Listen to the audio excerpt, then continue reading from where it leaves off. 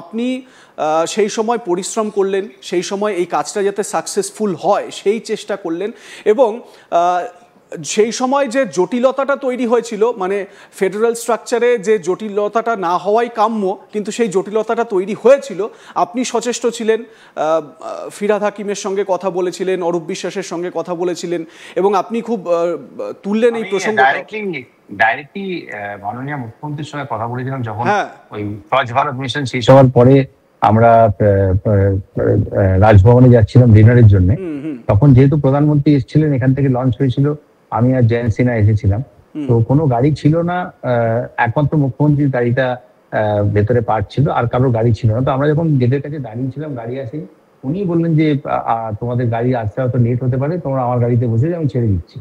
Joint directly এয়ারপোর্টে যাচ্ছিল, তো আমি দিদির গাড়িতে বসেছিলাম, কথা বলতে বলতে আসছিলাম। আমার 4টি ইস্যু ছিল, আগেও বলেছি ইএসআই হসপিটালের জন্য টাকা আনা আসানসোলে, সেটাও হয়েছে, পার বেড 1 কোটি টাকা, সেটাও হয়েছে, পারমিশন দিয়েছিলেন, চিঠিও লিখে দিয়েছিলেন। সেটার ভিত্তিতে চিঠি না লিখলে ওই টাকাটা আনা যায় না, দ্যাট ইজ দ্য রুল। সেই জন্য উনি চিঠিটা লিখে দিলে তবেই সেটা হতো, উনি সেটাও লিখে দিয়েছিলেন। আমার একজন আইএএস অফিসারকে আমি কলকাতা থেকে বেঙ্গল কাডার একজন আইএএস অফিসারকে দিল্লিতে চেয়েছিলাম, সেটা অবশ্য হয়নি, কারণ এখানে আইএএস অফিসার কম ছিল।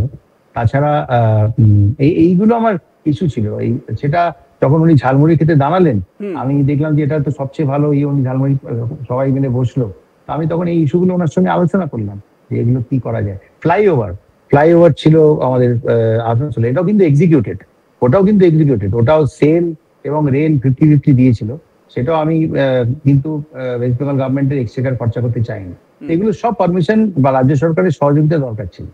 এই মেট্রো রেল, ইস্ট ওয়েস্ট মেট্রোর সময় কিন্তু রাজনৈতিক ঝগড়া করলে এই কাজটা হতো না, এবং that is exactly what I did my duty. But the point is, তারপরে ওই আমার যখন আমার সোশ্যাল মিডিয়া যারা হ্যান্ডেল করে তারা যখন বলে যে নানা রকম লেখা হচ্ছে, তখন আমি মনে করি কিছু ফ্যাকচুয়াল জিনিস, আমি তো কোনো মানে কি বলবো, হ্যাঁ ডেফিনেটলি কোইন্সিডেন্টাল ব্যাপার হচ্ছে আমি এখন গঙ্গার ধারে হাওড়াতে থাকি, স্টোন থ্রোয়িং ডিস্টেন্সে হাওড়া ময়দান, ওইখান থেকে যে ট্রেনটা শুরু হচ্ছে শেষ হচ্ছে সেক্টর 5-এ, যেখানে আমার আইটির অফিস। তো দ্যাট ইজ অলসো খুব কাকতালীয় হলেও I think that's a fantastic thing, যে রুটটার জন্য লড়াই, মানে যে রুটটার জন্য এত লড়াই করতে হয়েছিল, বা সেই রুটটা মানে কি বলবো, একদম বাড়ি থেকে অফিস অব্দি একটা যাচ্ছি, মানে কি বলবো, দারুণ। মানে বাবুল সুপ্রিয় সেই সময়ও যেরকম প্রাসঙ্গিক, এবং এই সময়ও দেখা যাচ্ছে মানে একটা সমাপতন, যেরকম আপনি ব্যাখ্যাটা দিলেন। বাবুলদা, আমার একটা প্রশ্ন আপনার কাছে, এই প্রশ্নটা আপনাকে বহুবার হয়তো শুনতে হয়েছে, বহুবার অনেকে করেছেন। আমার প্রশ্ন হচ্ছে যে আপনি পলিটিক্যাল ব্যক্তিত্ব নন, রাজনৈতিক ব্যক্তিত্ব নন, রাজনীতিকরা যেই রকম ভাবে মেপে পা ফেলতে পারেন আপনি সেরকম ভাবে পা ফেলেননি, এবং আপনি খুব গ্রামাটিক্যালি ভুল, পলিটিক্যালিও ভুল। I don't really care about that. হ্যাঁ, মানে আপনি কথা বলেন। আমার প্রশ্ন হচ্ছে ওই যে ঝালমুড়ি খাওয়া, সেই সময় আপনার মনে হয়েছিল ঝালমুড়ি খাওয়ার মধ্যে কি এমন বড় বিষয় রয়েছে? ঝালমুড়ি খাওয়াটা কি আপনি সেই মানে এই মুহূর্তে দাঁড়িয়ে ওইটাকে কি কোনো রকম ভাবে রেগ্রেট করেন যে ওটা ভুল হয়েছিল, বা আপনি? আরে ভাই কি বলছো, ওইটা না হলে আমি তো বলছি, এটা মাননীয় মুখ্যমন্ত্রী মমতা ব্যানার্জি এই প্রজেক্টটা শুরু করেছিলেন, এটা শিলান্যাস করেছিলেন। ওই এপিসোডটা না হলে তো প্রজেক্টটা শুরুই হয় না, তখন তো একটা লকজাম হয়ে 3-4 বছর বন্ধ ছিল। তো নানা রকম একটা ডাইভার্সন চাওয়া হয়েছিল রাজ্য সরকারের তরফ থেকে, সেই ডাইভার্সনের জন্য প্রায় আরো 1800-1900 কোটি টাকার খরচা বেড়েছিল। 3টে হেরিটেজ বিল্ডিং এর সামনে দিয়ে ওই রাস্তাটাকে তার ডাইভার্সনটাকে নিয়ে যেতে হতো, একটা সিনাগগ, আর একটা কারেন্সি বিল্ডিং, আরেকটা কি ছিল সেটা পার্লামেন্টে মহেশ শর্মা তখন কালচারাল মিনিস্টার ছিলেন, আর্কিওলজিক্যাল সার্ভে অফ ইন্ডিয়াতে রীতিমতো হাতে ব্যাগ নিয়ে ফাইল নিয়ে, আমি ওসব প্রোটোকল মানতাম না যে ওই অফিসার যাবে ব্যাগ নিয়ে আর জয়েন্ট সেক্রেটারির সঙ্গে মন্ত্রী আলোচনা করতে পারবে না, এসব আমি মানতাম না, আমি সোজা চলে যেতাম, গিয়ে ওগুলো আলোচনা করে যে এএসআই কিছু রুল চেঞ্জ করতে হবে। আর্কাইভ রুল ছিল যে বোধহয় 100 মিটারের মধ্যে কোনো খনন কার্য হবে না, হতে পারে না হেরিটেজ বিল্ডিং এর নিচে। তো আমি বলেছিলাম যে এখন তো যে টেকনোলজি হয়েছে তাতে বিল্ডিং এর তলা দিয়ে টানেল বোরিং মেশিন চলে যাচ্ছে, বিল্ডিং এর কোনো ক্ষতি হচ্ছে না। তো সেরকম ক্ষেত্রে এই আর্কাইভ লটা চেঞ্জ হওয়া উচিত, কারণ সেটা না চেঞ্জ হলে, কারণ এই যে ডাইভার্সনটা ছিল সেটা 30 মিটারের মধ্যে চলে আসছিল, তাহলে এই ডাইভার্সনটা করাই যেত না, এবং ডাইভার্সনটা দরকার ছিল কারণ শিয়ালদা এবং ওই দুটো লাইনকে ওইখানে জাংশনটা হওয়ার দরকার ছিল। কাজে রিগ্রেট করার কোনো প্রশ্নই নেই। এবং আমি তো তখন দেখো নিয়মিত সংঘাতেও জড়াতাম পার্টির মধ্যেও, কারণ কিছু জিনিস আমি মনে করতাম যে মানে ইলেকটেড রিপ্রেজেন্টেটিভ, যেহেতু আমি পলিটিক্স এর লোক নয়, লোকে হয়তো আমাকে একটু অন্যরকম ভাবে দেখে। এইটাই ব্যাপার। আজকে কেন প্রধানমন্ত্রী আমাকে ডাকেননি সেটা সেটা বোঝার জন্য রকেট সায়েন্সের দরকার হয় না। আমার মনে হয় এলিমেন্টারি নলেজ থাকলেই সেটা বোঝা যায়। কিন্তু বাবুলদা, প্রবলেমটা ঠিক কোন জায়গায়, মানে কোন জায়গায় হলো? কারণ এই প্রধানমন্ত্রী তো আমরা দেখেছি আপনার প্রচারের সময় বিভিন্ন সময় আপনার পিঠ চাপড়ে দিতেন, এবং বাবুল সুপ্রিয়কে চাই এই দাবিও করতেন জনতার সামনে। তাহলে সমস্যাটা কোন জায়গায় হয়ে গেল? এইসব প্রশ্ন আর নতুন করে গিয়ে তো কোনো লাভ নেই। আমার মনে হয় যে আমি খুব ডিলিজেন্টলি আমার কাজ করেছিলাম। কনস্টিটিউয়েন্সি আমার পেছনে ছিল, তারা আশীর্বাদ করেছিল একবার নয় দুবার ইয়েতে। কিন্তু আমার মনে হয়েছিল যে এই যে এখন দেখো 14 বছর হয়ে গেল, 14-12 বছর হয়ে গেল, কোনো বাঙালি আজ পর্যন্ত ক্যাবিনেটে স্থান পেল না। এটা কি বাঙালির জন্য একটা কি বলবো, এটা বাঙালিদের অপমান নয়? যে পার্টি শুরুয়াতি করেছিলেন শ্যামাপ্রসাদ মুখার্জি, যে বাঙালিদের এত অবদান আছে, আর কি যে ভাষা আন্দোলন হচ্ছে, ভাষা নিয়ে বাঙালিদের ধরে ধরে বিভিন্ন রাজ্যে হ্যারাস করা হচ্ছে, এই সবটাই তুমি যদি মিলিয়ে দেখো কোথাও এটার একটা যোগসূত্র আছে।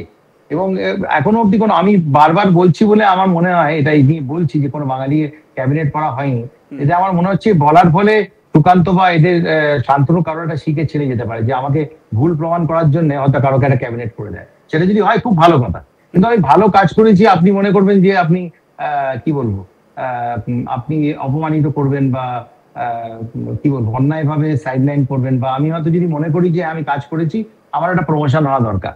তো তোমার যদি প্রমোশনটা না হয়, তাহলে একটা ওই কি বলবো, ওই স্তাবক হয়ে আশপাশে ঘুরে আবার উনি কবেন সুযোগ দেবেন, এটা আমি দেখো কোনোদিন করিনি। আমার বাবার কথাই শুনিনি, স্ট্যান্ডার্ড চার্টার ছেড়ে পালিয়ে গেছিলাম বম্বেতে গীতাঞ্জলিতে।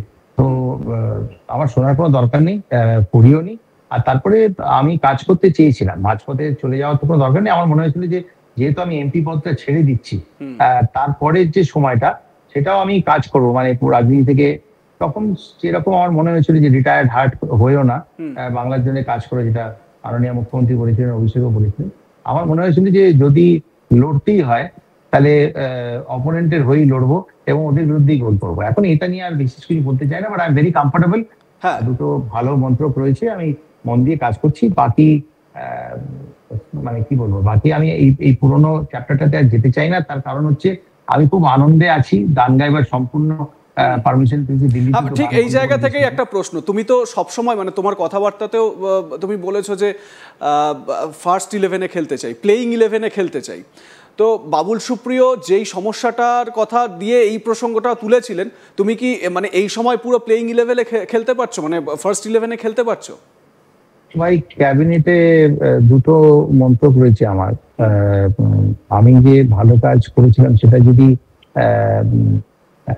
যদি ইনফ্যাক্ট তখন একটা লাইভ ইন্টারভিউ হচ্ছিল, একটা ইন্টারভিউ চলছিল দিদি, সেই সময় উনি বলেছিলেন, তখন লিস্টটা এসেছিল, বলছেন যে এই তো ভালো কাজ করে, একে কেন ছড়ালো, এটা উনি বলেছিলেন লাইভে, যেটা তোমরা খুঁজলে পেয়েও যাবে। তো কি বলবো, প্লেইং 11-এ আমি দেখো, আমার বাড়িতে যদি আমার মেয়েরা আমার সঙ্গে ক্যারাম খেলে না, তাহলে আমি অত সহজে জিততে দিই না। আমি চাই যে ওরা আমি না থাকলে প্র্যাকটিস করুক, আর যদি খেলতেই চায় তাহলে উল্টো পাল্টা যেন না খেলে। তো দাবা খেলবো অথচ কিছুই জানি না, তো আমি যখন থাকবো না প্র্যাকটিস করো, যদি খেলতেই চাও। তো আমি I M a bad loser in the sense, আমার মনে হয় যে হারার ব্যাপারটা স্পোর্টিংলি মেনে নিশ্চয়ই নেওয়া উচিত, বাট যারা হারাচ্ছে তারা যদি ভুল খেলা বা অন্যায় খেলা খেলে হারায়, তাহলে সেটা আমি মানবো না।